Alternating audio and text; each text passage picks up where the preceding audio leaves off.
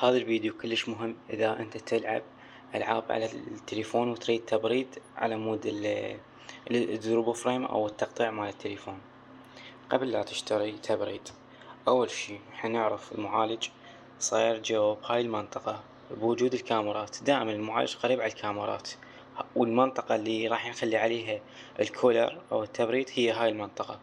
فأكو 3 طبقات بين المعالج وبين الكفر الخارجي للجهاز، فهاي مقاومة كبيرة كأنما أكو نار جوا وحاط عليها 3 حيطان، فالتبريد راح يصير كلش ضعيف.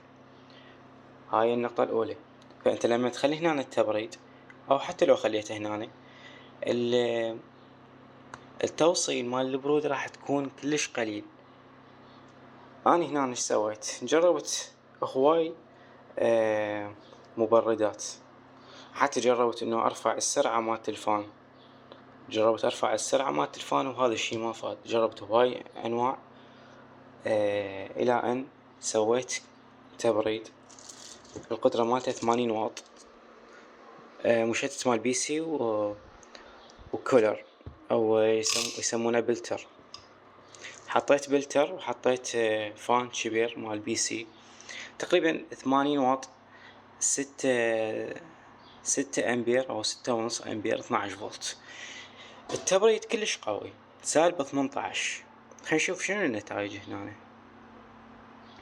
درجة حرارة المعالج 24، درجة حرارة البطارية 15. يعني هذا التبريد اللي أنا مسويه أنت ما راح تحصل من عنده، وما راح تحصل أقوى من اللي عنده. 80 واط اللي موجود بالسوق هو 20 واط بلاك شارد أقوى واحد 20 واط. أنا هنا 80 واط. إيش قد وصلت؟ 15 درجة حرارة البطارية، 24 درجة حرارة السي بي يو أو المعالج. خلنا نلاحظ إذا ضغطت المعالج أو شغلت لعبة إنه درجة حرارة المعالج راح توصل 8. خلنا نشغل هاي اللعبة.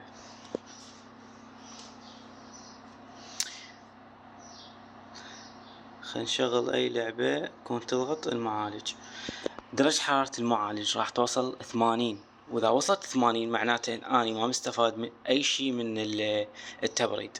حتى لو كانت البطارية 15، حتى لو كان التبريد مالتك قوي كلش، أنت ما راح تستفاد من عنده.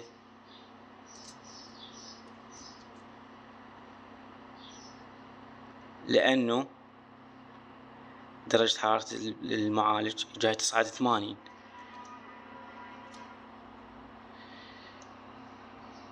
إيش قد؟ 86 80. فدرجة حرارة المعالج جاي تصعد 80، وأني هذا التبريد مالتي 80 واط. لا تتعب روحك ولا تشتري. إيش قد؟ السي بي يو اخوان بطارية 17 80.